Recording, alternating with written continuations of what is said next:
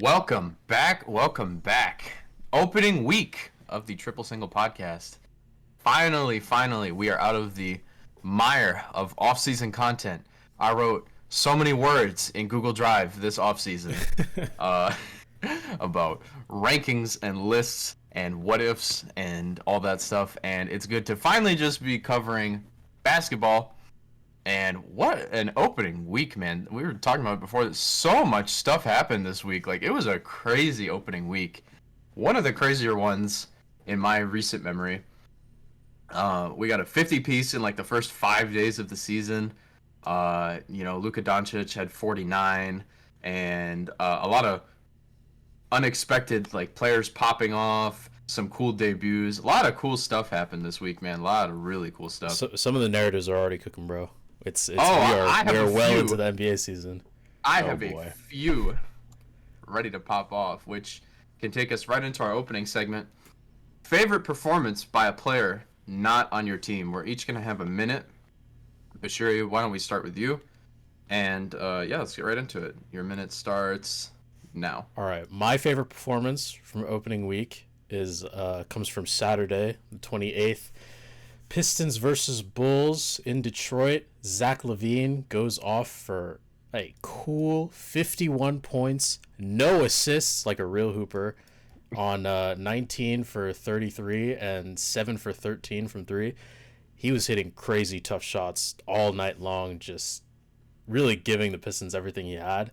And they lost by like 16 points. It was pretty funny, actually, how that went down. Fucking team is so embarrassing, bro. That Chicago team is so just not on shit, and it's really hard to watch at times, I gotta say. Like, that bench, too, especially, they're not getting, like, any offensive production right now. But, Zach LaVine's really cool. I want him on my team. Free him, please. All right. Time's up. Seth? Word. All right, so my standout performance, same day, different game. Unfortunately, my team was in this game, but it's not about them. Zion Williamson on 28th versus the Knicks. Man, this guy is like must-see TV. He just glides every time he has the ball and approaches the rim. Like, the thing is, too, like, we are not a bad defense. We're a good defensive team. Mitchell Robinson is a very good rim protector, rim deterrent, and it doesn't matter because he's just not equipped. Like, I don't know if anyone is equipped to that. Like, we are seeing in real time like one of the best finishers in NBA history. Like, if you go straight up, it doesn't matter because he will literally just go around you. He will hit like one or two just like crazy layups like every single half that make you wonder like how did he even like manage to find the space for that. His playmaking has improved as his career has gone on, and he's just a special offensive player. I like to say that in order to be a superstar in this league, you need to have a broken skill, and the Zion Williamson finishing looks pretty fucking broken. So, Perfect 1 minute. Perfect 1 minute. Just as an addendum to that, I will say, as a Knicks fan, it was really hard to watch that game because Julius Randle, he's not a great defender, but he's strong. He's one of the strongest players in the league, especially at that position. Zion made him look like paper thin. Bro, he was getting like discarded. He was going right through Julius Randle, who's like 6'8" and massive and built. It's 6'8", like crazy. 250. Yeah. Julius is a guy you can typically look at to put on like the stronger power forwards, and like he'll do pretty well.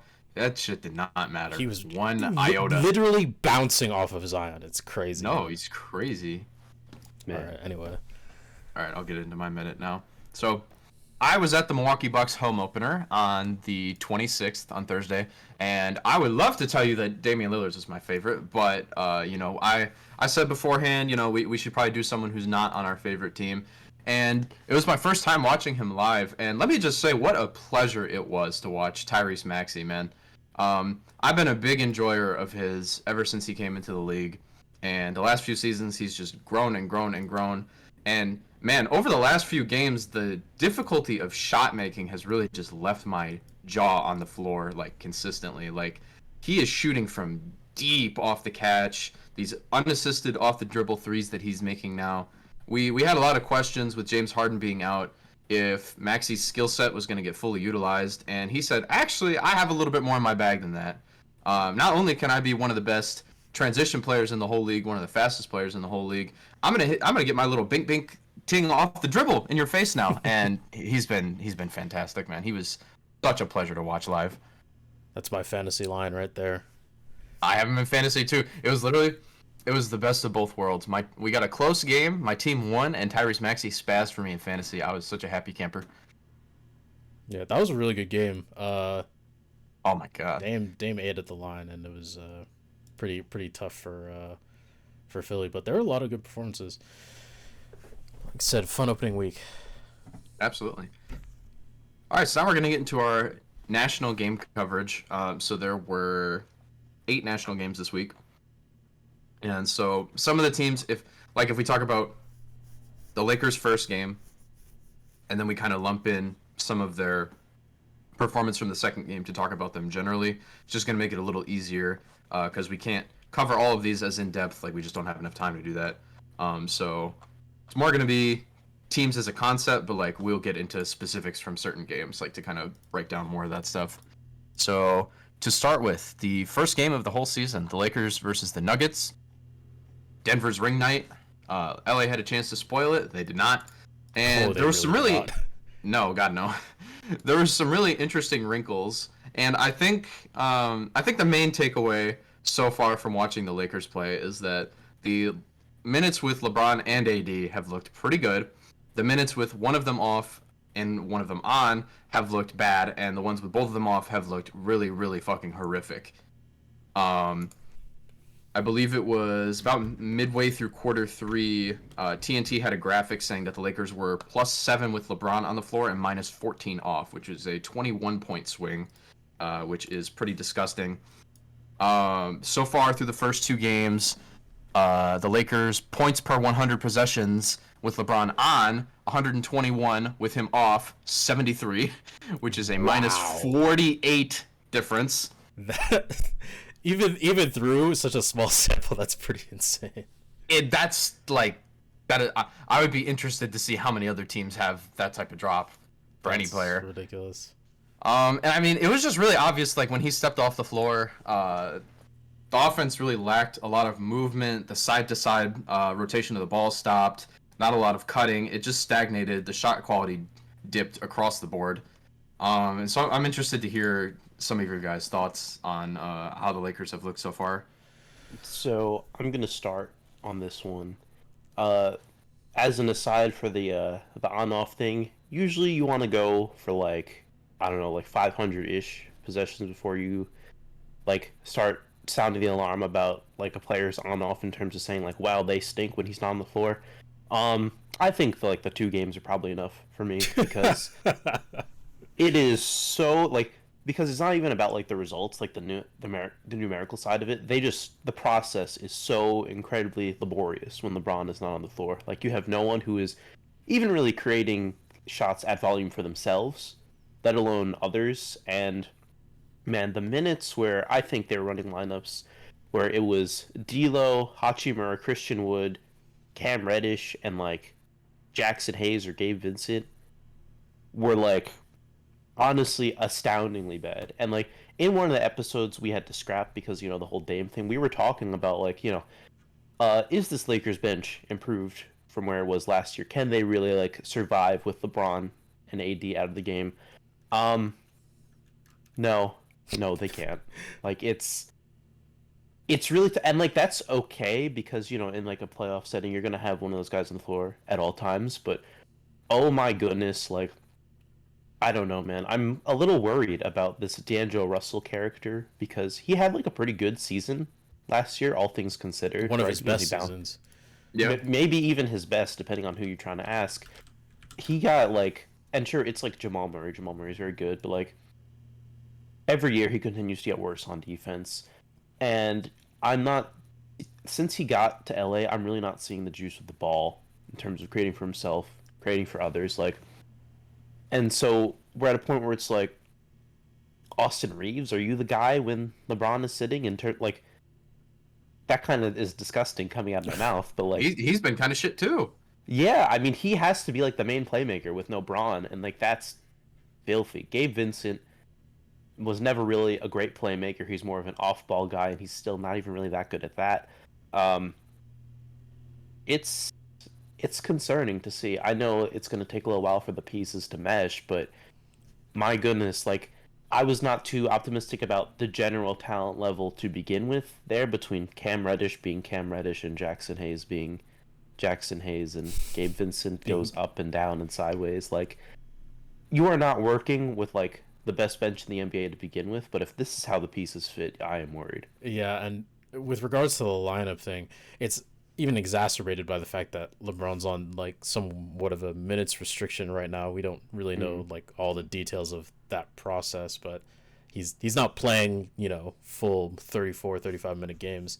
And there's this really funny clip going around. I don't know if you guys have seen it, of LeBron talking to one of the coaches saying, "Y'all know I could play PG too, right?" Like That is crazy. Y'all know I can play point guard too, right? Like, you put me out there with Rui and TP and I think he said Austin, and but I mean, he was he like, kind of has I'm just a point. floating around. I'm just floating around out there, man. Like, I mean, he kind of has a point, because when he steps off the floor, I think part of a reason why the shot quality dips so much and the offensive rating is going down so much is because they don't have anyone else who's a primary ball handler who really pressures the rim. I mean, I don't expect them to pressure the rim to the degree he does. And let me it's a quick sidebar too. He looked a lot better getting downhill than he did. Like, it's very clear now how much that foot injury was limiting him. The jump shot still really is like, it's LeBron. But he looked great getting downhill. And then when he stepped off the floor, the lack of rim pressure from some of their guards was really prevalent. Like, Gabe Vincent's never really been this guy to like break down the defense and get to the cup anyway, and D'Lo is really much more of like a pull-up guy. And so it's tough to collapse a defense. LA basically got like they got almost no above the break threes generated in that Nuggets game compared to how many corner looks they were generating.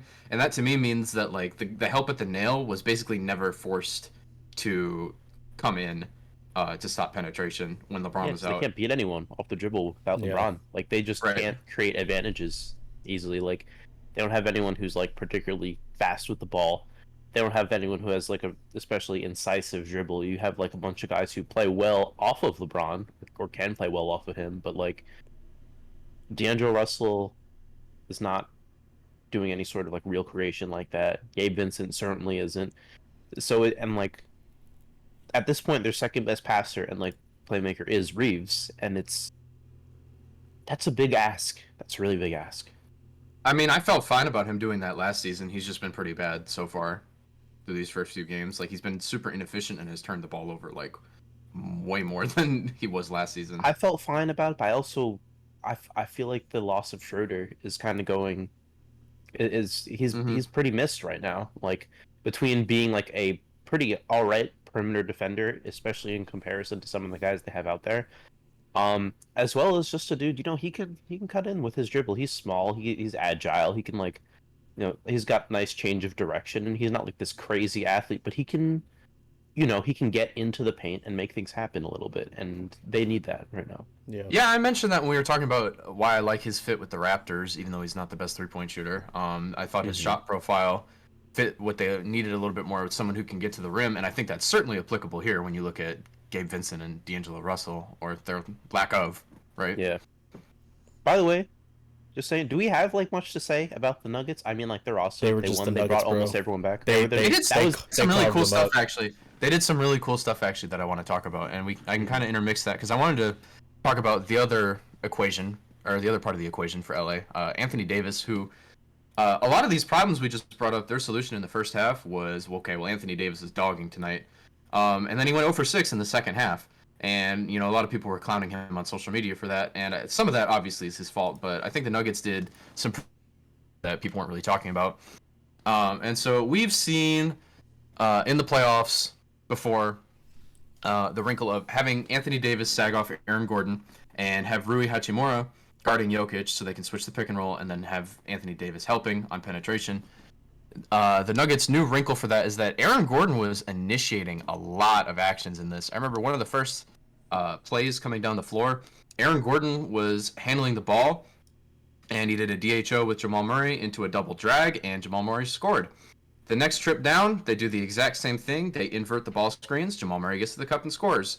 Aaron Gordon had 5 assists tonight. He was handling the ball a lot, and he was doing a damn good job of it. And so when they see Anthony Davis is guarding Jokic, Aaron Gordon now is being put in a role where Mike Malone is saying, you're going to handle the ball, you're going to initiate our offense, so we're going to have Anthony Davis at the top of the key. It's going to make LA's rotations on the back end a lot more difficult. And so that was an interesting wrinkle to see. And then when he was off the floor, more of this bench stuff, we saw the Hayes Wood front court get absolutely eaten alive by a Nuggets lineup that I thought was really interesting. They played a super small lineup with Reggie Jackson, Jamal Murray, Christian Brown, Peyton Watson, and Zeke Naji.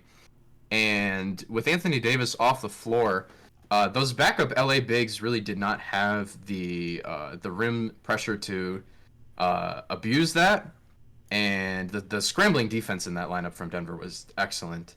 The way they were communicating the switches, and Peyton Watson certainly seems as advertised. Bro, that guy Like, can move. He's really good. It's crazy. I like what I'm seeing from him so far, man. And that lineup, they didn't hit a lot of them, but if you go back and watch the tape, they generated a lot of threes when they got LA in rotation. Yeah. Also in the second half, the Nuggets were bringing a lot more. So in the first half, the Lakers a lot of times were clearing aside for Anthony Davis and posting him one-on-one with Jokic, and kind of just living with what happened. And then, he was eating. And so clearly in the second half, they decided, okay, Kentavious, you're going to be at the nail. If Anthony gets that one-on-one on the empty side, you're going down there. We're going to make him see more bodies. They brought very aggressive nail help. And by the way, can we bring up how excellent Kentavious Caldwell-Pope was in this game? That's just what he does, man. He was That's just killing their drop, bro. He was so good for them. But yeah, so in the second half, they made Anthony Davis see a lot of different bodies, and they made him see them a lot more often. And so that's part of what led to that drop in efficiency and effectiveness in the second half. And I didn't really see people talking about that a lot. Yeah. I mean, that's just how he is. It's kind of just a lot of LOL Anthony Davis bad. Yeah, I mean, he's just like an off-ball player by nature. He's like maybe the best lob threat in NBA history. He's someone who needs or would prefer to have plays initiated for him. And if, the Lakers can't get anything going off of drives, then like he's going to be the main person who's suffering more than anything. Dude, the Aaron Gordon stuff, there was a little laydown pass he had in the first quarter to Michael Porter Jr. where he like probably could have gone up on AD, but he just had this perfect little, like to MPJ for a dunk. And yeah, right. And it's just like outstanding little plays like that. I mean, that's how you win games, right? He's an incredible finisher in his own right. But if you can just get him to, make those nice little connective extra reads, then you are chilling, man. You are so happy with that. Are we done? Are we done with that game? Anybody have any closing thoughts about that one?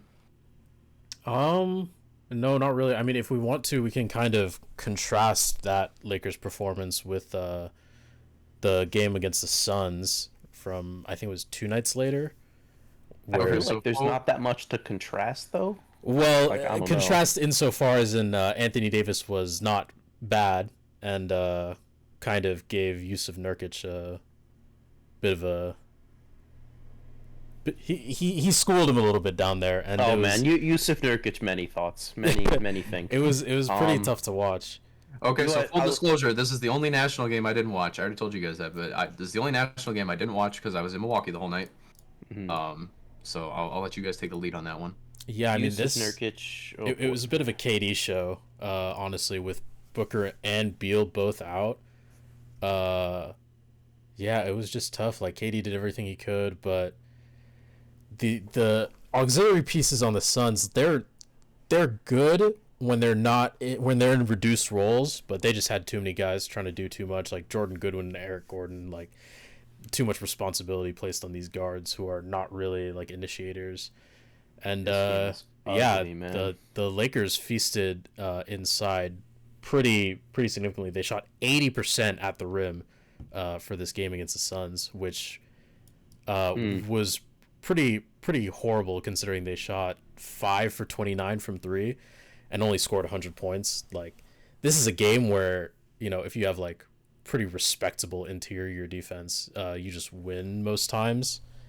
I mean, they probably would have won anyway if they had, their full lineup, but even still, 80% of the rim against any team is just ridiculous. Listen, man, Taylor Snar, be damned. I love him. Defensive EPM, probably my favorite one-number metric for describing a player. Yusuf Nurkic is not well described by that number because he got fucking pieced, especially at the end of the games where it was just like it was as if it was like the 2016 finals again, and LeBron was like pointing at him, being like, "You bring me him." Like, Yeah. just we will like. The Lakers' game plan at the end of the game was just to totally mix him and have. Yes, I know it's LeBron going downhill, but it was like uncompetitive a lot of the time when we were talking about getting to him. Not just like they were getting like decent contests; they were just going in like uncompetitive. A lot of free lob catches too. A lot of free, lots of stuff, and like I don't know. I think you kind of hate. Well, I watched all of this game. It was really cool for a while because KD was like single-handedly keeping them in the game, like you said, and then he stopped doing that, and it was just kind of a slog. Yeah. Because Lakers couldn't initiate, and then KD was just bricking in the late fourth. And I will say the point of attack defense for Phoenix was not really doing them any favors either. It was pretty bad. I mean, yeah, no, this was just a sloppy basketball game between two teams who were clearly still figuring it out. One of them was missing two of their three best players, so I get that. I don't know, dude.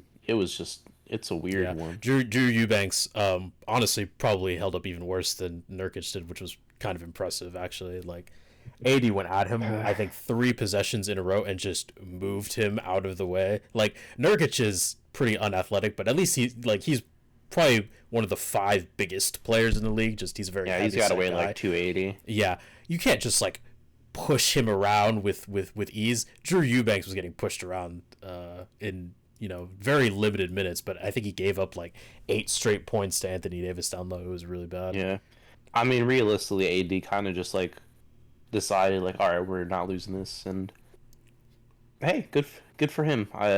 That is kind of who they need him to be. I will say that this is probably a game where the Lakers probably should score more than 100 points if they want to be competitive in this conference. I think most games are games where you should score more than 100 points. Yeah, that's true, but especially like a game like this where you're facing such little resistance defensively, like you know, you gotta 5 make of it 29 from 3. It's variance. They got good looks. But that number will tick up, and that like on any given night that could be 120 instead of 100. So you mentioned the Lakers needing Anthony Davis to be their best player. I wonder how much do you guys buy into the passing the torch narrative being real at this point? I think it's been real. He was the best player last season. Yeah, he was already the best player last year. He's going to continue to be it this year. It's just an optics thing because AD is not the offensive talent that LeBron is. So if LeBron is still the number one on offense, he's going to be the main initiator. Obviously, he's going to be like the main creator, obviously. But in terms of who's more valuable to this team, I mean, that's a little up for debate. I think that's more about their weaknesses, though, than how good those players are, just because, LeBron off floor, no make shot. But Anthony Davis off floor, no defense shot. Yeah. I think much. in terms, if you're going like overall impact, I think AD was better last year. He's better this year too.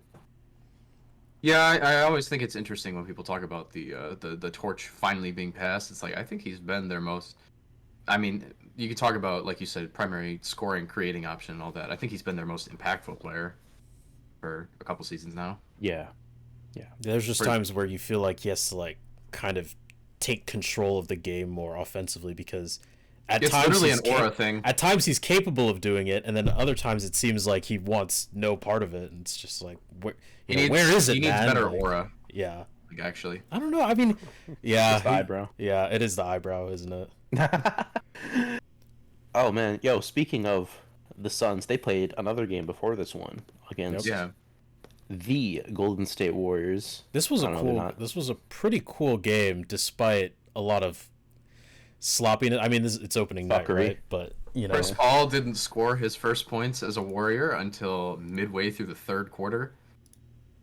Yeah, Shot the ball horrifically. Got to the line a lot though. Both teams shot like ass from 3. Yeah. My one I big don't know. note about this game was Devin Booker looked very, very comfortable running point guard. Like he wasn't Yeah. making very advanced reads, and not any advanced reads really. Like he was making pretty, basic passes, but coming off of screens on high pick and rolls, initiating actions, he looked very comfortable getting into his own shot and finding open guys. I mean, I don't think Phoenix really has to do anything particularly innovative with their offense this season to be successful. They kind of No. just have to play normally, like how they do, and things should work themselves out. But I thought Booker looked really good. With his quote unquote first full game at point guard. I mean, he's probably, when Beal comes back, that's probably going to be more his role. But I think it's a good look for Phoenix to know that your one of your star players is capable of doing this, especially since Beal seems to be out for who knows how much longer. I mean, he's day to day right now. On the Yeah, I mean, that Warriors was the side, first though- line in my notes was point Booker is real. And he maybe turned the ball over a little bit more than he wanted, but the shot making was phenomenal. I mean, he was just on all night. They do not win this game if he's not to that level, especially because Kevin Durant played like absolute shit. And yeah, I don't know. I mean, the Warriors got off to a really slow start, and the lack of size over there is certainly jumping off the page.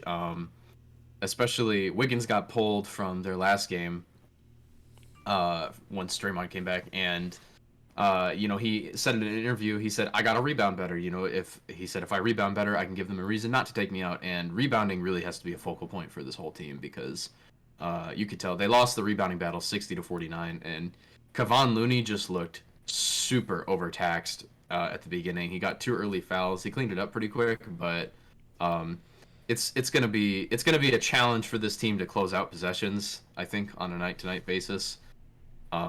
This Yusuf Draymond Nurkic- less lineup specifically is pretty, it's about as bad as it's gonna get, I think. I mean, I'll give Clay some credit. The possessions where he was on KD, he looked like he made him fairly uncomfortable. I don't know why Clay is being looked at to defend fours when Andrew Wiggins is on this team.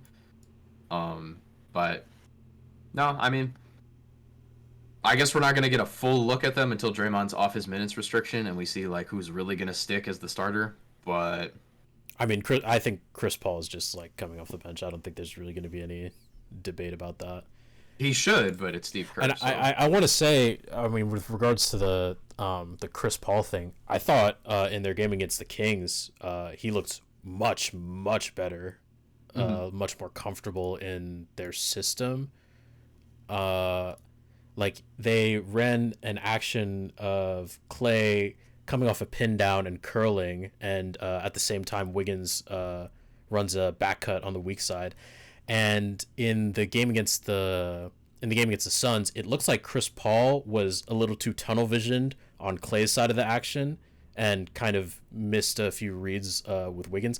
But in the Kings game, in the first quarter, he hit Wiggins on that back cut like 2 or 3 times for easy layups. So I think he's, trying to fit into the Warriors system where he's not just spamming high screens over and over again. And he's kind of got to operate within more of a motion offense. And I thought even within this week, just from, one game to the next, he looked a lot more comfortable doing that. Oh yeah, no, for sure. Like, it was interesting. I was worried about this. I think we talked about it, right? How, like, sure, Chris Paul being like this pick and roll maestro gives them an element of dynamism, but he's just like not like a explosive enough of a player anymore for that to really be like a good alternative to, what the Warriors just do all the time. And I agree, he showed like some nice effort. It was kind of funny actually because I was watching it and it was like it was almost like they were kind of just using him like as if he was Jokic or something, where it's just like, hey, old man, you are like a turret. Like, go fire some passes. Like, don't move. Don't look at anything. Just pass to the guy who's open. We know you can do that. And he was like, all right, sure. And hey, it worked out. He's making reads and passes that a lot of guys on that team just don't normally make. So, fuck it. Yeah. I mean, his typical gameplay style aside, I mean, Chris Paul is one of the highest IQ players we've ever seen. So Yeah. maybe it is just a matter of adjustment and, waiting. I mean, like you said, from one game to another, he went from missing that read to, hitting Wiggs on that like 2 or 3 times in a game. So it might just be a matter of patience and waiting for them to sit down and watch some film and really iron everything out.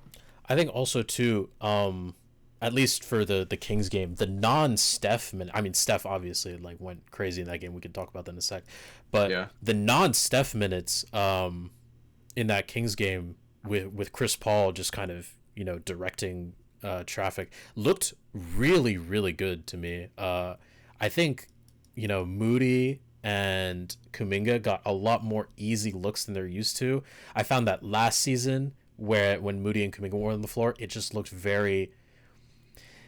everything they did, it looked so hard for them to do. They're like slow processors. Yeah. Both of them. And I think we talked about it in one of the off-season episodes about Poole kind of coming in and just replacing Curry and giving that same sort of role, like a dynamic off the dribble shooter who can get his own shot. He's a shifty handle, can get to the rim at will.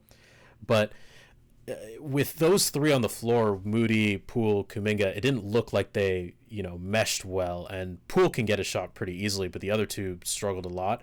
I think Chris Paul made those guys look a lot better than they have in the past in that game. They just got a lot of easy rim looks. Moody hit some open threes. Kuminga didn't really have to think. He just kind of did stuff, which is exactly where you want Jonathan Kuminga. I thought those minutes were really good for them against the Kings. Yeah, I mean they had a good game versus the Suns. They both played pretty well in that game too. I mean, Kuminga was efficient. Kuminga still has this problem where he's still picking up a lot of these dumb like rookie fouls that you don't really like. You would hope he's kind of grown out of that at this point, but those are still kind of lingering. But I mean, he's been a lot more efficient, and Moses Moody has been very efficient. He's been super disruptive. He's really turning into this like deflection guy a lot of the time I see. So I think so far, even if the numbers aren't jumping off the page, I think like you said, the game has been made easier for them, and I mean that was kind of the vision with this trade, right? Was we can't ever not get anything out of our bench anymore. That much is clear. We can't ever not have the non-Steph minutes just be like historically bad. And I would say that so far that has been successful through a couple games. And I think with Draymond back and Chris Paul being able to come into the game with this unit, I think I'm interested to see how that dynamic works. But just based on the first few games, I think it seems to be going pretty well for them. Should we talk about the tall guy giving your team back shots? Oh God, man. Okay, fuck it. Do we have anything else to say about Warriors Kings? Really, I mean, Curry was Curry, Fox was Fox. Like they did their cool stuff. Vezenkov, yay! Like Vezenkov looks great. I really do. The 12 minutes a game they give him. Like, I mean, 9 points. He's shooting. He's exactly as advertised right now. He's not guarding a damn thing, but 9.7 points. Nah, he's really not, man.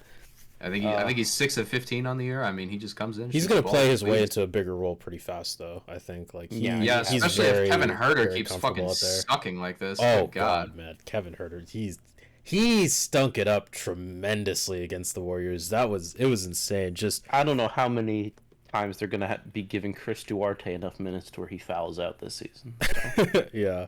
Hey, I will say, in regards to Chris Duarte, I was fairly impressed when he was guarding LeBron in that overtime game the other day. Not that he was doing anything crazy, but they were willing to let go of who did they get rid of for Duarte? I'm blanking. Terrence Davis. Oh, right. Yeah, I guess. I was fairly impressed. I'm fairly impressed with what I've seen from Duarte so far. He's been solid. He's just coming in. He's doing the right things. He's older than Brandon Ingram. I know. It's so crazy, bro. That guy needs a fucking. Oh my god, he's like almost on NBA Social Security, and he's in like year 2. That's insane. I think it's start of year 3, but yeah. Curry's Curry, Fox is Fox. Celtics Knicks. This was a really cool game. These are always just like super intense. Every time without fail. Atmosphere. Yeah.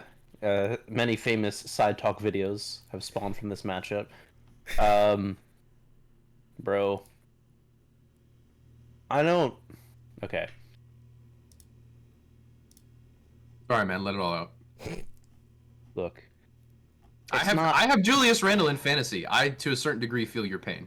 You wouldn't get it. You wouldn't get it. It's not the same. There's a certain kind of agony seeing the Boston Celtics beat you with the best player on the floor being your former franchise cornerstone. And that's exactly what happened, and it fucking stunk. This game was a tale of Kristaps Porzingis being on and off the floor for Boston, because when he was on, oh my god, I think there was a period where the Knicks were like, what were we at the rim? We were like 5 of 20 something at the rim, and then that number stopped going up because we stopped looking at it. Yeah. Like, for the game, we shot 11 for 34 at the rim. I think 5 for 27 might have been at the half or something, or like midway through the third quarter. It was bad, dude. Like, it was very bad. Brunson and Randall this game combined for 11 of 30 or 11 of 43 from the field. And the thing is, you kind of expect that sometimes from Julius. That's just his thing. It's a I mean, I did mention you know. playoff atmosphere earlier. Yeah. Man. you don't really see Brunson get rattled like that. No, usually like JB got his fucking Yeah. lunch money taken by Derek Yeah. White, and it's crazy because they didn't even bother with Drew Holiday. They put Drew Holiday on Julius, like, for lots of That's the game. embarrassing, bro. It's fucking hell, It's man. just And like, they're just they just have so many of them. Like, there's so many guys, and like, and even with Derek White and Drew Holiday and all those guys, it was so evident. Like, JB would get into the paint and he would see that 7-3 like telephone tower and just like not he would like turn around, like yeah. he would straight up turn around or like look elsewhere. And it's rim deterrence is so valuable, man. Don't never tell me again that a guard can win depoy when you have a guy who can do fucking that and he's not even the best at it. Like, it's He the was degree to which our unstoppable. offense changed when that guy was on the floor is like, it's genuinely very difficult to understand. Never mind that he gave us 30 on like 30-foot threes. That's That what was I'm cool. saying, man. Like, man, like I know Tatum, like from the box, maybe had like a slightly more impressive game, but like make no mistake, this game was about Kristaps Porzingis just completely shutting down the Knicks offense for Yeah. like, entire stretches by He himself. stalled you guys on one end, gave you 30 on the other. He hit 5 threes in the first half. At plus- least Emmanuel quickly had a good game. That's what Plus we're saying. 13 plus minus in a 4-point win. Like, I mean, the paint scoring really tells it all. Like, we lost by 4, and we shot 11 for 34 for 32% on paint attempts. The Celtics shot 20 for 25 on paint attempts. But we were 80% 18 of at the rim. 56 from 2. We 18 of 56 from 2. Yeah, it's just, and Oh I my mean, God. honestly, for our team, that's kind of been a trend for these first 3 games. Randall and Brunson inside the arc have been. I mean, Randall's just been shit all around, but especially inside the arc, have been pretty bad. Brunson through 3 games is shooting 29% on 2-pointers, despite his blistering 48% on threes so far. It's just it's a tough scene in New York. right now. I hope people are paying attention now, because it was a crime that Porzingis was not an All-Star last season, and he was damn good, and no one cared because he was in Washington. Should have been all NBA too. Maybe. I like that one. He is. Certainly Listen. should have been in the conversation. A lot of people acted like it was, with Cat being out, like it was a 2-man thing between Bam and Sabonis, and I think KP had more than an argument. Get Idris out of here, bro. For real. Like, Porzingis is the second best player on this very, very good team. That's what I'll leave it at. Which brings us to their other game that was really cool against said Idris, which Hey, I would say neither of them really played that well this game. Bam took a lot I of would shots, missed. I would others. disagree. I would disagree. You think what between KP The and offense really stalled down the stretch of the game, and Bam was creating a lot of looks for himself one-on-one against KP and was quite successful with it. I thought he did. Mhm. I thought he did quite a good job at the end of the game. Bam? It was okay. I never really loved the Bam offense just because he doesn't. I don't know. In spite of his assist numbers, he's never really creating for anyone other than himself, and the looks he does create are often like kind of difficult. But oh boy, can we talk about the Derek White showcase? Yeah, I Oh mean, my Derek White just God. kind of lit them up. It was pretty tough. That's He the was That playing thing. one- the best player on the floor. That He played the one best heat player. check that he had where he scored.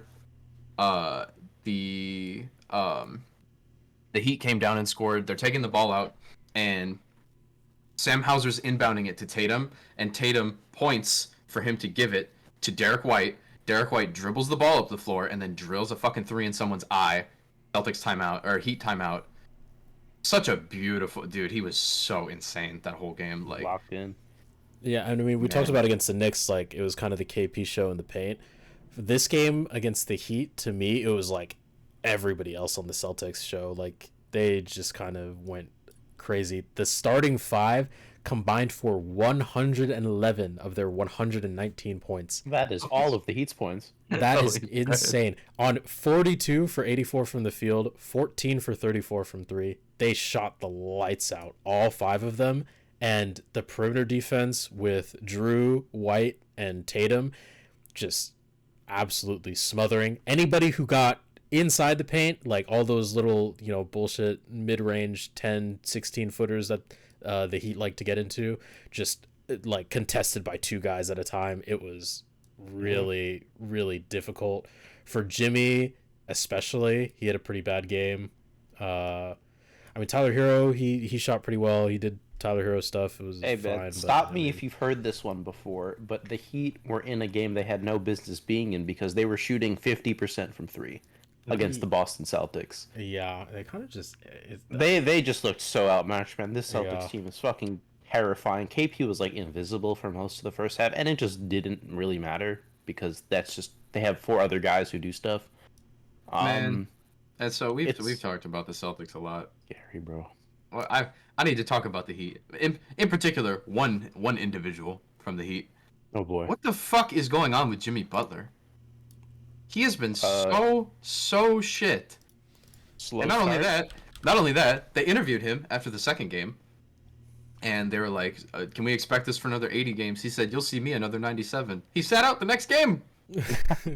He's resting on game 3 of the I season. will say this does seem kind of like just like a Jimmy Butler regular season moment. He kind of just like does this sometimes where he just stinks it up for a little bit. It's like whatever to me. He just it's not even just like making or missing shots though. It's like he seems so like slow and indecisive about so many of the things that he wants to do on the court. It's really strange. Mhm.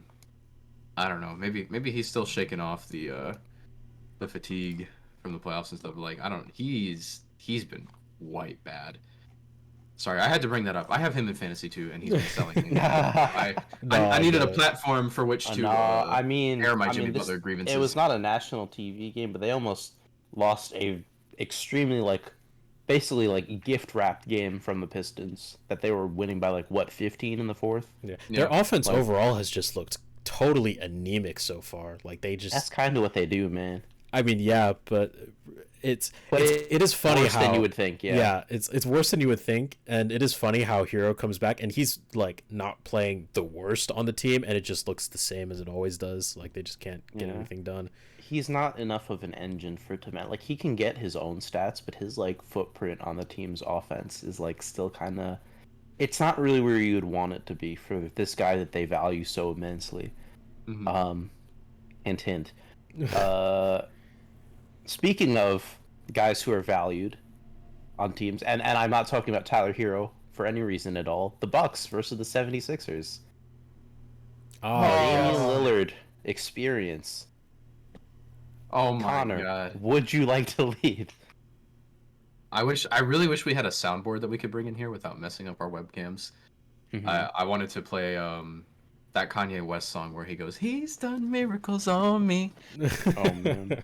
Oh my god! So I saw this game live, like I said, and it was very impulsive. I woke up the morning of Thursday and was talking to some friends and just decided I could not miss this. And holy shit, was I right? Man, what a game! What a game! What a game! Some important takeaways. Giannis is still finding some comfort. We've talked about how he's always been super underutilized as a screener, and Milwaukee has we've always really built our offense around our guards.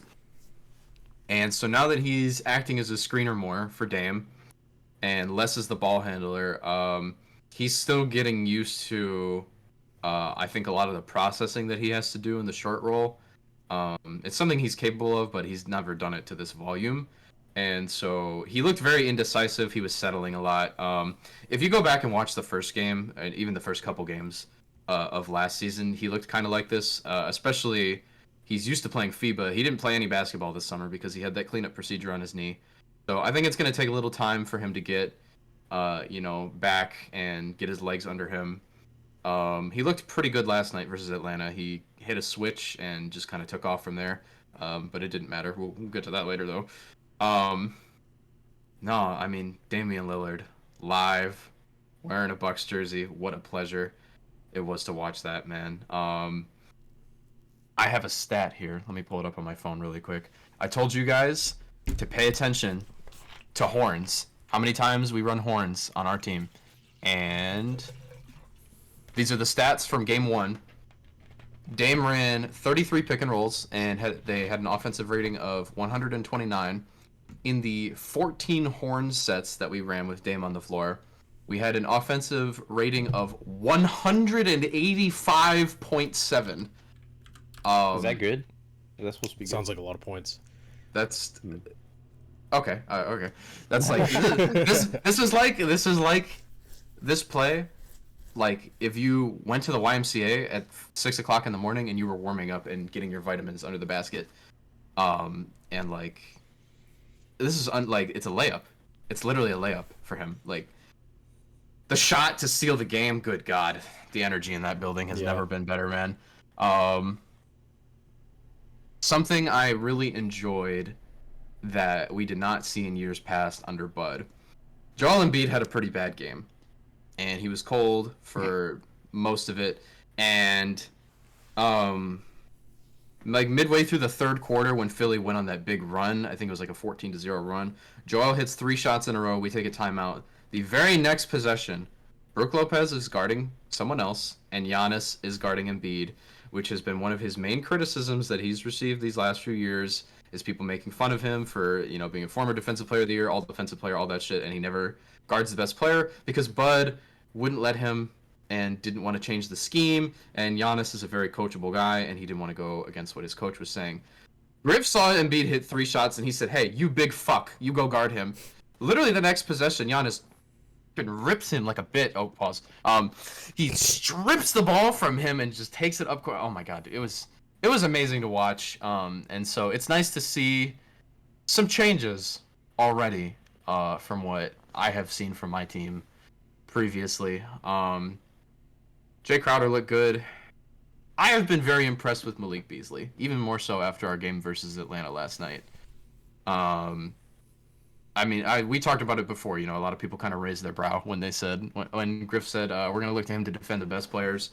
He's done a really good job. I'm he's still made raising my brow. Actually, I think I want to push back on that. I think he needs to improve at the point of attack. He's still not the best screen navigator, but I think he's done a great job. There's a lot of hustle there. He's grabbing a lot of really contested rebounds, coming in from the perimeter. Like as far as making winning plays, like he's really stepped up and done that. I don't think he's this like savant perimeter defender or anything. But this is certainly a lot better than we've seen him in the rest of his career. From an effort standpoint, he seems to be pretty bought in. And I like what I'm seeing from him. I think the effort is kind of misplaced, though. I think he reminds me right now, which is not to say he can't be a good defender, because I'm about to say a guy who ends up being a good defender, but rookie year Emmanuel Quickley is what I saw when he played, because he was doing this thing, and they went on a huge run on the third quarter, abusing Malik Beasley, because, like you said, it's not for a lack of effort. I think the effort is misplaced, because he was constantly over-helping on guys like Joel and Tobias, and it ended up in a lot of like failed rotations where Maxey was like pretty clean. I don't think that's his fault though. I think that's just how I think right now. I would outright say a lot of the plays were his fault. Like he would be like on like the main defender in Maxey's vicinity and just like overload like one pass away like way too eagerly. On like some Jaylen Brown game 4 type play. And Griff has maintained from his very first interview about like his defensive philosophy and stuff.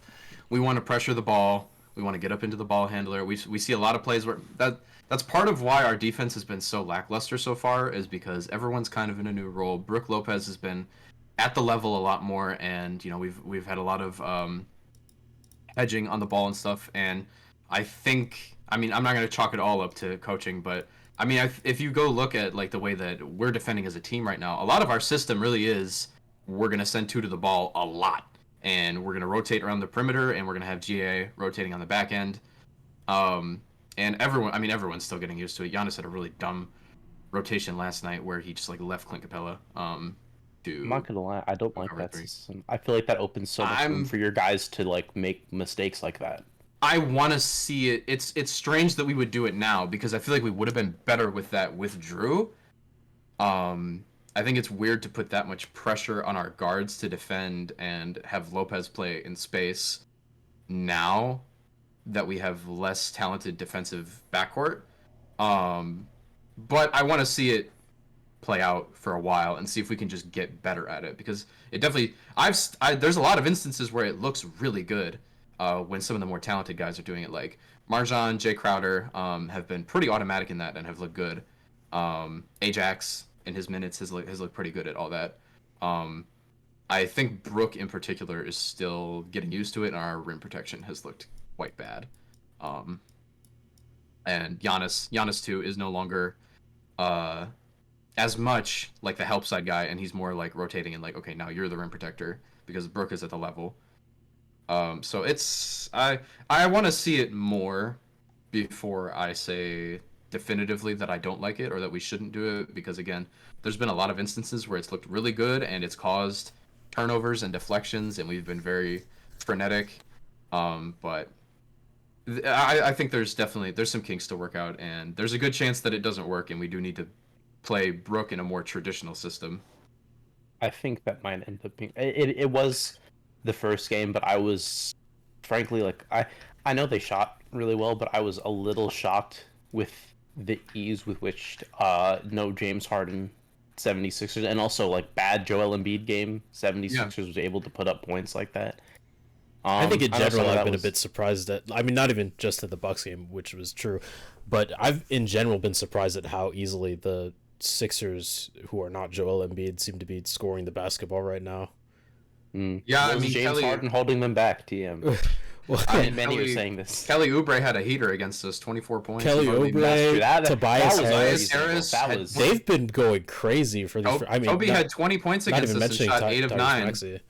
Toby shot 8 of 9 from the field, and I still found Sixers fans on my timeline complaining about him, which is absolutely crazy. They need to be nice to him. He's been really good so far. Dude, I'm not joking. He had 20 points, 8 of 9 shooting. No, I believe you. That's the worst part. I know they're mean to him. There was legit people on my timeline saying that he didn't do enough. I was like, bro, what? He did the most he could. Yeah, I don't know. Game 1 against the Bucks, he's 20 points on 8 of 9, 3 for 3 from 3. Game 2 against Toronto, mid-game, 15 points, 4 for 10, 1 for 4 from 3. And then against Portland the other night, 24 points on 8 for 11 from the field. Like, he's cooking right now. He's trying. Right. And it's frankly, it's been weird how easy it's been for him and Oubre and Maxey to just kind of like put the ball in the basket without, a ton of gravity from, the guy who would be their starting point guard. I cannot believe Kelly Oubre didn't have a job so far, but yeah, I mean, it looks kind of silly that Kelly Oubre didn't have a job now. Although I will say, part of that is probably because he wanted a bit more money than it was a money thing than people would be willing to give him. But I mean, at least for the first few games, he looks worth what they're paying him right now. Yeah, for sure. Yeah, I think. I think the Sixers are a lot further from needing to panic than maybe some people were. Like, not you guys, but like in general, I think there was this idea that like, oh man, they got to watch out for the play, and then it's like if this team looks like that against a team as talented as Milwaukee, missing James Harden, then I think they'll be probably okay. I mean, I didn't have them as a play-in team. I just, as far as regular season wins, I think I had them at around like 5 or something. Yeah, you did have them at 5. I just see the Cavs being a better regular season team. I see the Knicks potentially being a better regular season team unless Jury's out on that. unless right this now. Julius Randle Darth Vader saga continues, where he's just Man, public enemy #1 in New York again. I don't want to talk about that guy. Bro, if his son was crying during the 3-point contest, good God, I don't want to know what the Randall household looked like the other night. Things are really, really wrong in New York when RJ Barrett is the best player on both ends for 3 games. Like something. I actually had that in my notes. I was like, something's not happening. RJ actually looked pretty decent in that Celtics game. IQ. I will not use our struggles to gas that man up. I will not. But it is IQ. unfortunate because he's been our most consistent player on both ends, at least. I mean, the defense, especially last season, was pretty horrid. He looks all right so far, and I mean, he seems like he can score. He did like a mid-range pull-up against, I think it was the Pelicans, that just like floored me. I was like, wow, he just hit a contested midi over a long defender. That was just not something that he's capable of doing. But yeah, I mean, yeah, it's tough in New York. We have one more game to discuss. We have Oh my! Best what you for guys have all last. been waiting for. This was one of my favorites, really. This was perhaps my favorite for This game was reasons, really fun to watch. for many reasons. The Victor Wembanyama debut versus Luka Doncic and his merry gang of men. And his merriest man on this night, Mr. Derek Lively II, Oh man, who did a little bit of show stealing, if we're He- being honest. he showed the fuck out. He actually kind of Hey. went crazy. All in the that first talk about left hand, right hand dunk. He did it. game. He did it. He like, did it. He did it like He 8 did it. times. He was I'm good. so in a row. proud of him. I'm so proud of him. No, really, that was one of my main takeaways from that game. I was like, as much grief as we gave them during the draft episode, like we got to give this guy his flowers when he plays well, and he played really fucking well. No, he was so excellent, man. Like he looked like straight like not a rookie on a lot of his positions rolling through him. Just like his ability to settle into soft spots in the defense. Like also just like this guy's a fucking freak athlete. Like the put back 3 he had on the or put back off of the Oh Hardaway my 3. god, that was that was just, like, disgusting. totally bizarre. Like he's so cool, man. And I hope Jason Kidd realizes now. Actually, no. Well, he did realize because after that one game, he earned the starting start. He earned the I starting just hope he spot. realizes now, in the year of our Lord 2023. No, actually, you cannot start Maxi Kleber and Derek Jones Jr. Yeah, Yeah, I don't know what that was Especially against about, double bigs. but we're back. He's still starting Derek Jones Jr. I don't know what he's cooking over there because to me, Josh Green will be freed soon. it seems obvious that Josh Green should be the starter right now, and that He will would be a pretty good lineup. Like Luka, Kyrie, Green, Grant Williams, Derek Lively. That seems pretty competitive. Derek Jones, I mean, he's not even like playing starters minutes. I don't know why he's out there to start Yeah, the they game. did the same thing with JaVale McGee last year, where they'd start him and then play him 9 minutes. It's like, bro, what is even the point here? It's strange too because like schematically starting him against the Spurs didn't even make sense. No. Because they had Kleba out there at the 5, and he was guarding Zach Collins, or Zach Collins was guarding him, and then they just put Wemby on Derek Jones Jr., who's basically a non-shooter, and so you have this 7'4" freak of nature, heralded help side shot blocker, guarding a non-shooter, and Maxi Kleba's not protecting the rim. Like it was such a strange decision. To do Yeah. that. I mean, they ended up winning the game eventually. Thank God. I think he- there have been a few strange realized decisions with big. the Mavericks rotation so far, but A bit of a talent gap more than anything, but man, it was. Seth Curry didn't play like at all in this he- game. Yeah. he hasn't been playing at all. Like for some reason, I don't know why. I feel Many like sights to see. I mean, I get it's kind of hard to work him in with Luka and Kyrie sometimes, but like he is a guy who commands minutes to me, like at least more than he's getting. yeah, I mean he's Hmm. playing like 5-6 minutes a night. Like this is a guy who can get 15-16 minutes on a given night, and he has skills that the rest of the roster like doesn't have. Like he has like deep pull up, spot up 3-point shooting that they're missing from most of this lineup a lot of the time. But I don't know. I mean, this was a fun game. Luka kind of just did Luka things, and Wemby got in foul trouble early, but when he was on the floor, he was really impressive. I thought the Spurs as a whole showed a lot more tenacity and They looked ability than they have rejuvenated. been. Yeah, they looked like, that they came to play. And we had Devin Vassell hitting really tough shots. He As he looks as fantastic. vice chairman and CFO of Devin Vassell Incorporated, let me just tell you right now, if you didn't watch the Spurs last year, that's okay. Not many people were. If you don't want to watch them now, you're kind of crazy, but if you would watch anyone from that team, not named Victor Wembanyama, Devin Vassell is so damn good. I had a line in my notes where I literally just copy and pasted the name Devin Vassell in all caps like 9 times after he hit a few pull-ups in a row.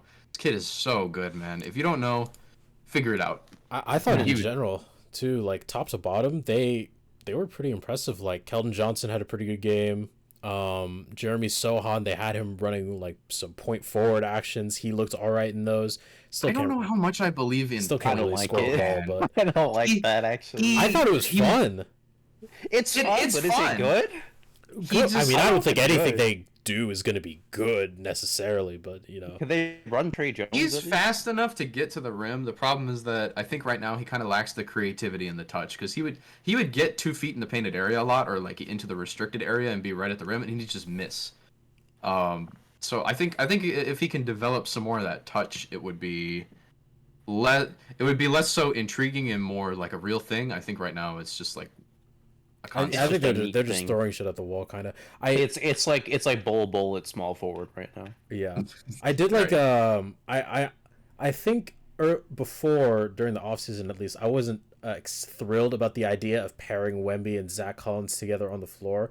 It seems all right through the first few games. I I mean liked it. they seem like they kind of occupy different space on the floor and they have their own responsibilities defensively. I think so far it's looked pretty good. They're not really getting in each other's way at all. Another player for the Spurs. If you were not paying attention to the Spurs last season, Zach Collins had one of the most underrated rim protecting seasons. He led the league or was like upper percentile in the league in a ton of advanced rim protection metrics. He had some of the best foul distribution in the whole league, meaning like I think he averaged like 3 point something, like 3.8. It was fairly high, but he was almost, despite him having that many fouls, he was in foul trouble, or what they describe as foul trouble, less than almost anyone in the league at his position. He had a really good year, man. I think a lot of people don't realize how good he was last year. But the He's Spurs nice, sucked, I so it didn't really matter. Yeah. Man, the ease with which Devin Vassell gets into his own shot is genuinely very inspiring in terms of Dude, he was not getting in to terms the of inspiring basket. confidence, in terms of spiritually. Like I watch it and I feel I feel refreshed. He was getting to the basket so easily in transition too. He was a blur in the open floor. No, I love it, and now his hair is up too, so now he has the aura boost. It's he's on the way. The train is about to leave the station. You should purchase your ticket before Absolutely. it's too late. Is that all the national TV game? I guess we had last night too, right? Did we have a national game last night? don't I think don't think we so. did. There was an I mean, we haven't been going that No. long. I didn't think it would take much for us to get through these. So honestly, I figure now we can probably just bullshit about like some of the other teams and stuff. Because I want to talk about the Raptors, low key. I have some interesting do? thoughts on the Raptors. I was hoping we wouldn't talk about the Raptors, but No, I I'm mean, kind of just- curious we on what you can- got to say now. It's- Let's talk not- about Scotty Barnes. We have to. it's talk not about gonna be all a of them, lengthy like the discussion. Raptors collective. It's not going to be a lengthy discussion, but yeah, Scotty in particular, part of this explosion that he's kind of had so far through these first few games, if you pay attention, his usage is a lot different than it was under Nick Nurse. He's getting a lot more. I mean, clearly he's gotten stronger this season. He's muscling through a lot more contact, and people aren't really disrupting his upward motion as much. He's getting a lot more high pick and roll reps than he was last season. Last season, he was used really similarly to Pascal, where it's a lot of he has the ball in the middle of the floor, and we're going to use him as kind of like a playmaking hub, and he's going to go to work in the post very slowly. There's a lot more tempo to his game this year, and he's getting a lot more momentum downhill rather than, again, I'm going to catch the ball in the post, and do all these slow moves like very methodically. He's kind of just using his body now and leveraging that to score and to facilitate. And his usage has gone up. The three ball looks his shooting motion looks a lot more fluid. So there's I wouldn't expect him to have this type of production for the whole season, but like there's some very tangible improvements here. So I would keep an eye on Scotty Barnes. Also, an interesting thing. The Raptors the other night versus Philly hit 17 threes. That happened twice all of last season that they hit 17 or more threes in a game. And it didn't happen for the first time until, I believe, December 30th. And then the second time was like January 10th, and then it never happened again. So the fact that they have done that in the first week is very encouraging. So It's just, the Grady Dick effect, one might say. yeah, no, he's looked good. He's looked good. I think he hit like 3 or 4 of those. So no, That's a some good point. encouraging things. That's a very good point about Scotty. I think the way they were using it was very Pascal-esque, and it's like the thing about Pascal is that he is like quick and like agile for a big guy, right? And so they were giving Scotty a lot of like those similar, but Scotty is just a quick and agile guy. Like I think he wasn't really used in that role on either side of the ball, so I think people forget. But this kid is like a huge freak, like outlier athleticism. Like he can touch like 12 feet up on the backboard. He has insane stride length. Like his hips are extremely fluid. Like this kid can fucking move, like with or without the ball. And I think allowing him to actually do the moving in a more like opened up floor is really benefiting him. It's team is ass, unfortunately, but We kind of knew. yeah, I mean everyone knew that. It is nice to see that he's like genuinely coming along though, because last year it kind of felt like he took a lateral step where he got better at some things, but his impact overall didn't really change. This year he looks a lot more confident with the ball. His handle is tighter. He's just able to get to his spots more. Some of that is the scheme, but some of that is like also I don't know, man. He's a very interesting player. He's looking a lot more promising than it felt like he has in quite a while.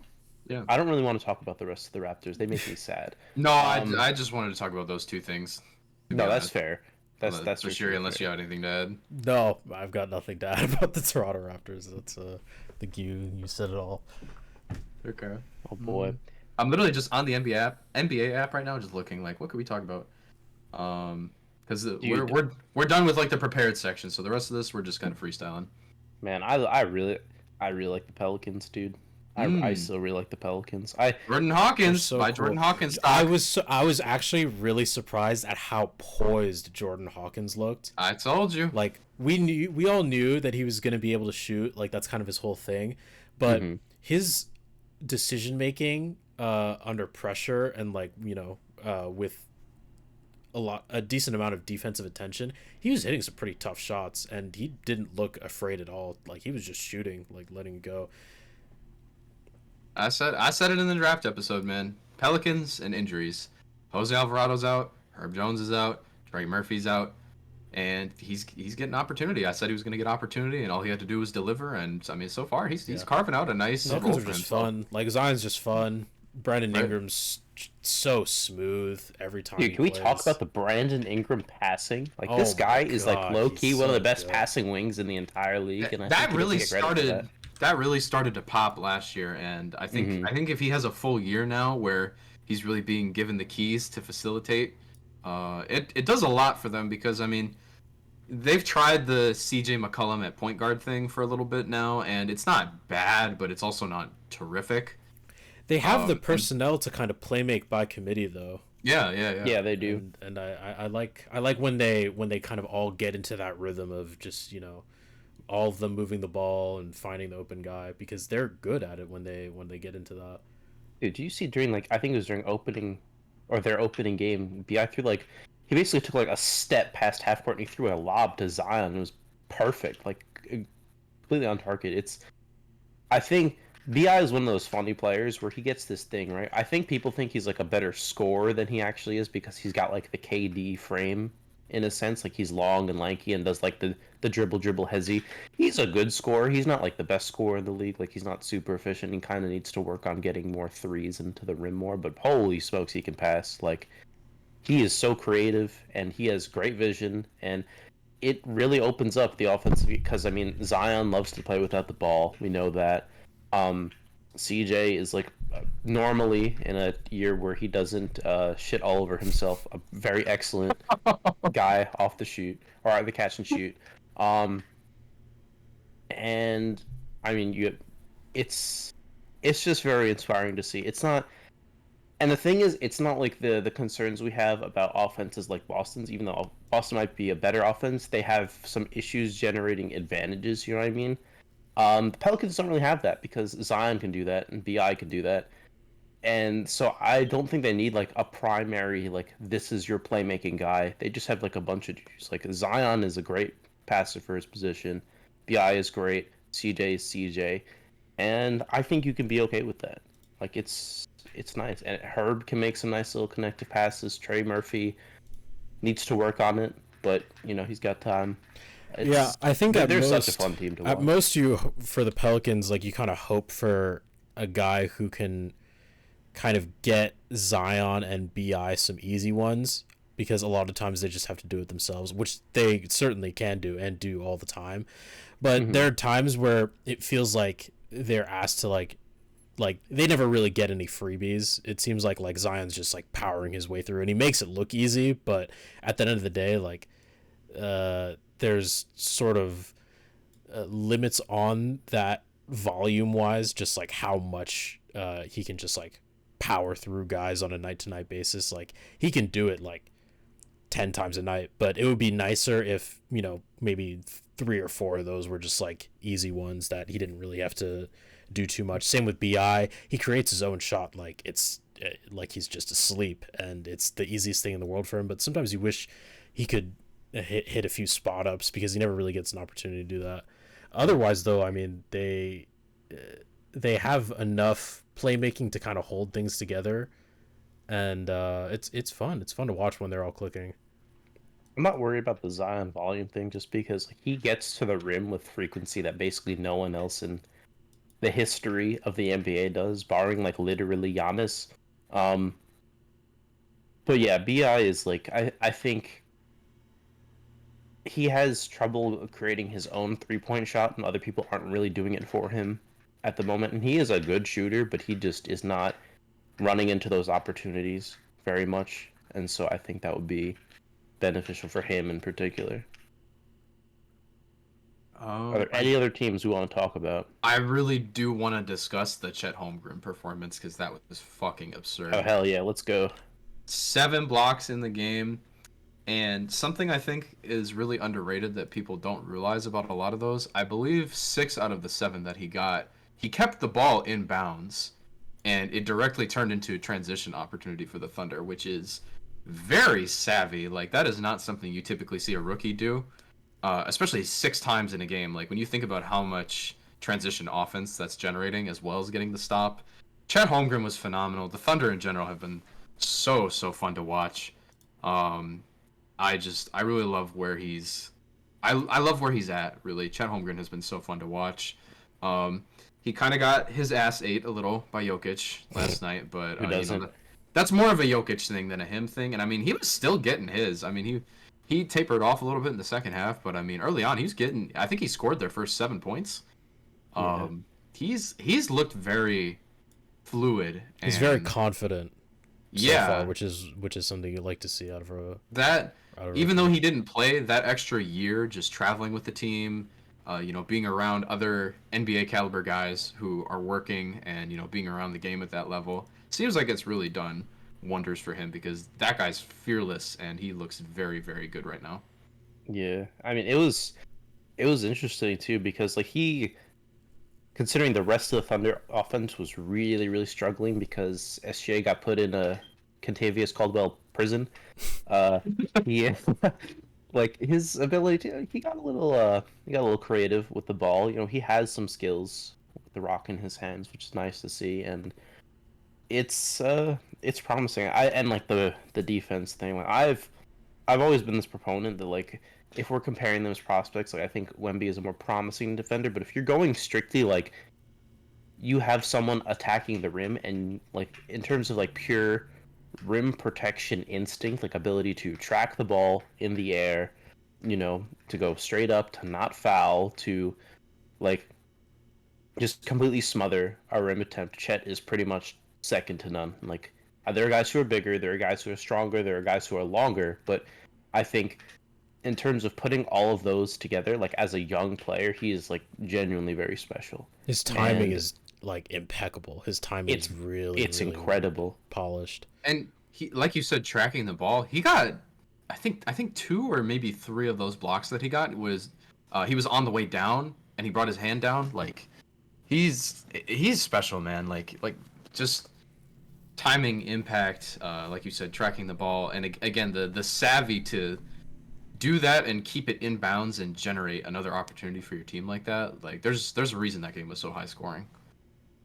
No, it's a lot to look forward to in OKC. I'm a big fan. Absolutely. Um, I Are there I any do, other basketball teams? I do briefly want to say, if you're not watching the Indiana Pacers, watch them now. Uh, I tried to tell everyone. I tried to spread the good word about Bruce Brown in a Tyrese Halliburton offense, and he hit a career high in threes their first game and had like 26 points. He's So if just you're not a superstar, I think. tapped in, watch the Pacers. They're one of the most fun teams in ball. I don't think there's any other teams I want to discuss. We do have our closing segment, unless you guys have any other teams in particular you want to talk about. Trying to think. We kind of overlooked the Cavs. I mean, there's not a ton to talk about with them. Like, they're still the Cavs. Donovan Mitchell's scoring a lot of points. They're just dealing with a lot of injuries right now. Yeah, Like, they've struggled so far. And DG's been in and out. Jared Yeah. Allen missed. Like, that's Jared tough. Allen hasn't played yet, I don't think. And Nope. I mean, Max Strus had one really crazy game that was pretty funny. He had like 27 and 11 or something. Why did he have 12 rebounds? Who let Yeah, Max 27 and 12 12. rebounds? Yeah, I don't know, but that was pretty cool. Evan Mobley has looked pretty good. I mean, he his first game he didn't rebound the ball so much, but without Jared Allen, he's looked pretty good rebounding these last 2 games. There's just more chances for him to get stuff.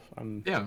I'd But I rather mean, he's capitalizing on them. Like I said, the first game was bad. He had like 6 rebounds, but I mean, 11 and 15, like, doing a good job. I don't put that much stock into individual rebounding numbers anyway. You're just a hater or what?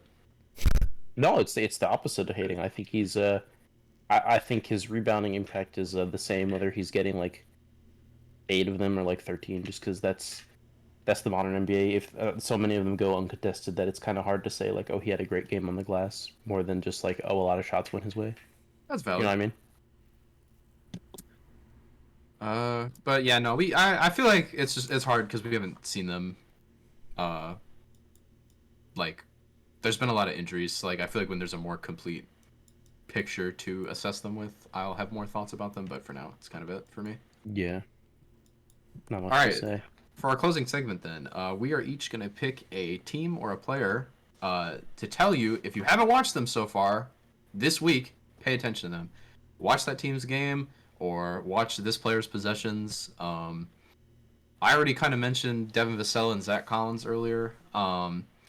But someone who actively terrorized my organization last night, Jalen Johnson, is Scottie Pippen, I guess. And he's been so good. And let me call you out, because Bashiri has been a long time Jalen Johnson still am. non-believer, and I just want to tell you that the tools have always been there, and he's just taken another step, and he's looked damn good. There's a reason that he's starting now. I'm very Yeah, happy. because they If you traded John guys, Collins. they were starting Sadiq Bey and Jalen. I thought Jalen Johnson deserved I it mean, from yeah, the start. Sadiq Bey is pretty awful. That's fair. I mean, obviously the whole John Collins thing was kind of out of their control, and getting off the money was the main prerogative. But I think they felt more comfortable doing it, knowing that Jalen Johnson was waiting in the wings, and this guy is sick, man. Super athletic, and I love guys at his size, big forwards who can pass. And this guy has a ton of IQ for a forward. Switchable defender, and he's just he seems like he's finally become more comfortable. The jump shot is a lot more fluid now, and through these first 3 games, he's been more efficient. And the athleticism and the playmaking isn't going anywhere. And so as long as he has those, if the jump shot can become more consistent, He's really fun to watch. I will say I specifically, think he's going to become a fan favorite this year. specifically with the Jalen Johnson thing. What's impressed me about him is his willingness to be aggressive and attack when things aren't being run for him. Yeah. Like sometimes he just gets the ball and like goes at the rim, which I think is really cool, especially on a team with Trae Young and DeJounte Murray, where pretty much nobody does anything if it's not directly coming from them. So in that sense, I've been impressed with him. I'm gonna pump the brakes on that a little bit. You know, I'd like to wait for him to do more for longer before we start crowning him anything. But yeah, no. For the first few games, I don't think he's been pretty good. I don't think he's going to average this 16 and 8 that he has been. But I mean, what did he average last season? Like 5 points. Like yeah, I don't think he's going to average this, or sorry, 15 and 7, or 15 and 8 that he has so far. But I mean, really, I think if he can have like 12 and 6, I think his playmaking, and if his shooting can again remain at least like league average consistency, it's going to be hard not to keep starting him. He's like the floor, if that's his floor this season, is like 12 and 6 on decent efficiency and like knowing about the connective abilities that he has and like the IQ that he has when he swings the ball. That's a good starter for me, especially for that team. All right. Okay, guys, don't everyone talk at once. Seth, Are you a teacher? What the fuck is this? You don't talk. I hate dead air. All right. A team. All right. A team, but specifically a set of 2 players. So everyone's looking for the Orlando Magic to make the next step right now, and you know what? They've. I'm pretty sure they've won both of their games. So, congrats. Will they ever lose again? Specifically, I want to highlight 2 players that I really didn't like last season, and because I thought they were kind of bad, and they, quite frankly, were kind of bad. But I've seen improvements in the process, in the decision making. For one of them, especially, the defense is really, really stringing me along now. The strangely not terrible Orlando Magic guard core, led by, of all people, Jalen Suggs and Cole Anthony, has kind of been a lot more interesting than I thought it was going to be. Like, myself and Bashir are very well documented as being fairly out on Jalen Suggs for someone who is as young as he is. I think I might need to be back in because he is like not. you know, I mean, what? I think and you he's don't always- have to be in. You don't have. I think to be he's in. always been an impactful defender. It's just like how much of a black hole is he going to be on an offense tonight? Like, And you know what? I think he's kind of. The thing is, I don't know if he's ever going to be like a point guard. I think he's perhaps more of like this off guard kind of guy in this league. But I think, I don't know. He looks just a little more comfortable with the jump shot. I know it hasn't gone in. He's taken like 7 threes. We don't need to percentage watch. But I think he looks more smooth with it. And the defense is it's going from like, oh, he can do a little something to like, wow, he is really quite effective on the ball. And then on the other side of things, Cole Anthony, I've been like a little too annoying about this guy all week because he has had 2 quite good games back to back where He's been quite good, yeah. Where he has looked really confident, really just composed, flowing into his own shot, in the catch and shoot, off the pull up, getting into the lane. Like, he's been making efficient, good decisions with the ball. He hasn't racked up crazy assist tallies yet. I don't really care. I think there's a lot more to it than that. And that I think he's growing as a playmaker and someone who can be incisive with his handle. There's not much else to say. I didn't want to get up because, it's it would be bad form. But if I could, I would go grab a jacket because it's a cold world out here. No blanket. You know what I mean? You better bundle up. Oh man. I literally want to go grab that bottle of rum from last episode because you just did that. What the fuck? Oh, you should just be happy, man. I was on Genius the other day looking for quotes where like J. Cole talks about himself in like a really corny way. I don't remember. I only remember the one where he's Cole under pressure. Would that make diamonds? Uh,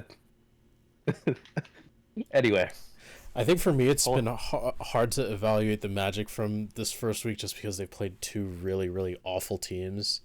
So I kind of want to see how they are against like a a team that's I think is more around their level, like a playing caliber team, and go from there. But I mean, to be fair, that's they've marked looked all right improvement. so far. These are teams that were at their level last year, and so if they're beating them now, that's.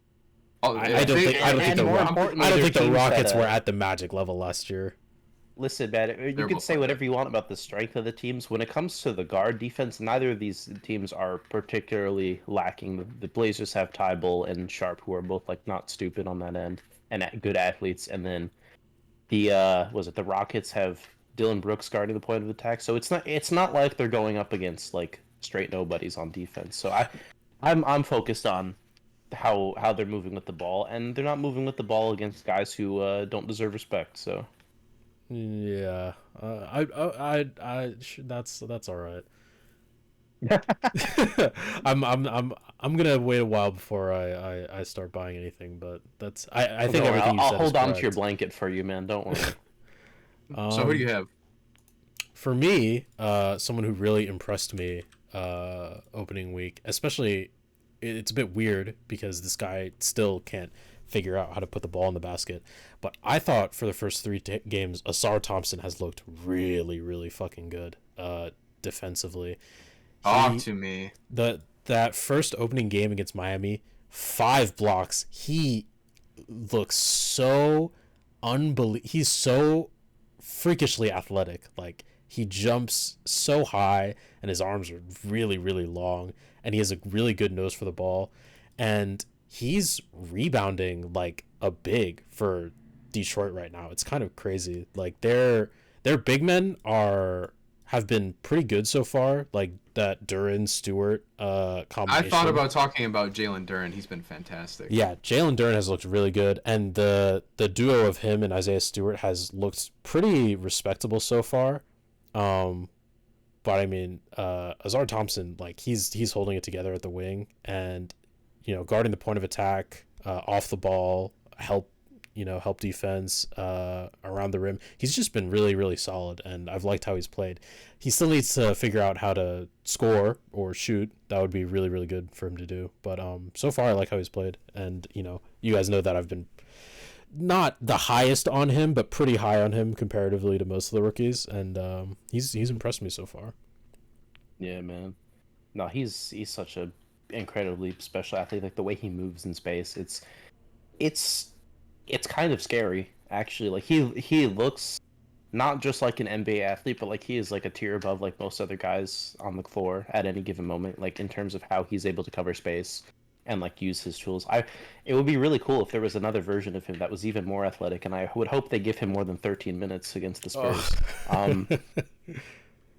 Yeah, no, Asar has been very inspiring. I think all of the Pistons, I mean, Cade Cunningham looks like he's tentatively turned some sort of corner when it comes to like feeling in rhythm with the ball in his hands and creating his own shot and his dribble. Jaden Ivey, he's trying. They have one of the best rated defenses through the first few games, which I mean, obviously it's early, but like Monty Williams really has these guys defending. I do wish he would stop starting Killian Hayes. That would be a cool thing. That's the reason for the defense, man. You can't have both. Yeah, that's true. Like Hayes, he is their best point of attack defender. The Hayes over Ivy decision is specifically for the defense. Fucking start 3 bigs if you have to. I don't care. Start Do they Isaiah. have a Marvin Bagley? But listen, man, I've been saying it. Duren for like a week Wiseman, now. Bagley. I don't think Wiseman's ever seeing the floor Cunningham. again. They said he didn't deserve Coach of the Year. James Wiseman has received 3 DMPs. He's done miracles. Yeah. But yeah, I mean, Jalen Duren specifically, first 3 games, he's averaging 18 and 15 and almost 3 blocks. He's looked really, really good so He far. was Sitting another Jalen guy. He Yeah, was another guy who I actually, wanted to talk it's about. it's 'cause- actually 2K Jalen Duren out there. Like, it's insane. Oh, right. Like, he was another guy I wanted to talk about, but I ultimately went with Jalen Johnson. Um, Jalen Duren has just, and I mean, he was doing this last year. There was just a lot of drama after the Wiseman trade, where for some reason, they were trying out him and Bagley, and then him and Wiseman, and then Wiseman and Bagley, and like, I was just the whole time I was just like, give him let him fucking start, let him play. And Jalen Duren, since the moment he came into the league, has been playing grown man ball, and he's doing it on a whole nother level now for more time in the game. Like, it's so fun to watch. He's the exact type of young center that like I root for. Like, that guy doesn't give a fuck. He is strong. He is athletic. He defends. He is such he has crazy been athlete. he has Yeah. been an excellent rim deterrent through these first few games. Rebounds the shit out of the ball. Like, he's such a fun player to watch, man. Asar too. I'm glad you brought up Asar. You guys know I love guys who hustle. I love guys who guard, who do all the little things, and both of those guys, they both do that in If spades. Jaden Ivey starts to figure it out, this Pistons team is gonna be like not even just like fun to watch for a few guys. Like, they'll just be fun to watch. Period. Like, Yeah. Yeah. I think if he can start putting stuff together and do the bare minimum that it takes to earn a starting spot over Killian Hayes, then they've got something going on over there. And I mean, they've got some decent vets too. Like Alec Burks has played pretty well, and he's kind of like a grounding force for their group. I like what they got going on.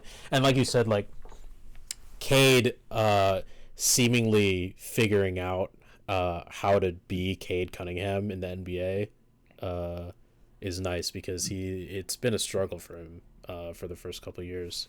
I have a bet going with a friend of ours from our Discord who lives in Michigan and is a Pistons fan, that if Cade Cunningham shoots over 45% from the field this season, I will buy both of us tickets to the Pistons home opener next year and go with him.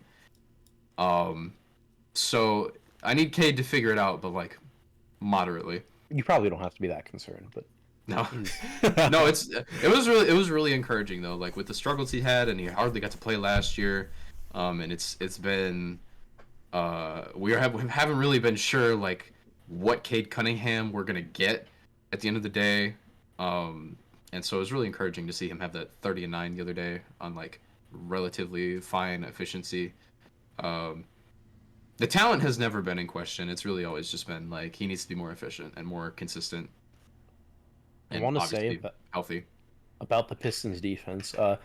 So right now everyone knows, there have been like 20 games played league wide, a little more than that, but like, you get it. The samples Yep. are incredibly grossly small, and like looking at stuff like O rating, D rating is like very non-indicative, but something that is worth looking at right now, something that stabilizes like a little bit faster in terms of like defensive signal is 2-point percentage, like opposing 2-point percentage. Because we all know there's a lot of variance on 3-point jump shooting. The Pistons right now are allowing the second worst 2-point percentage against in the entire association, which is, I mean, they would never do that last year. Yeah. We know they would never exactly. do that And last year. That's what I'm they've saying. played the Heat and the Bulls, who are both really good inside the arc generally. They also played who they play last game? The Hornets, I think. And well, That's what I'm saying though. Like, it's early for sure, and so like you said, a lot of those metrics aren't super indicative. But it's something to again, look out for. Yeah. this is not something that they would have done at all last season in the same sample size. So it's encouraging. It is a milestone. Yeah, I'm happy for them. It's more so they have such a young team now. They have to figure out how to close games, and just how to win down the stretch. I think they should figure out how to lose. Maybe they can get like a really good draft pick. Mataz Buzelis at the 4 families. At the 2, you mean? Oh my Oh man, gosh. I love And now I we're love the way really you doing think. All right. right. Well, I don't think we have anything else. After our opening set, I think I started the timer a little late, but I think we're around an hour and a half, maybe a little bit longer. So If you guys enjoyed, please like, subscribe, share it around. A slight change in our format now that the season has started. During the off season, not really much to talk about outside of the topics that we invent and stuff, and so the trickle of stuff coming out was a lot slower. We are planning now that the season has started to move to weekly coverage. There was a little hiccup this last time with some scheduling stuff, so we were delayed by about a day, but the plans right now: record Sunday, upload Monday, talk about everything in between. And so if you guys have teams in particular or players you think that we're not paying attention to or that you want to see us talk about, leave it in the comments and we'll talk about it more. Keith, I'm not talking about the Pistons anymore. And that just about wraps it up for today, and we will see you guys next Monday. Thank you very much for watching, and goodbye. See you next time.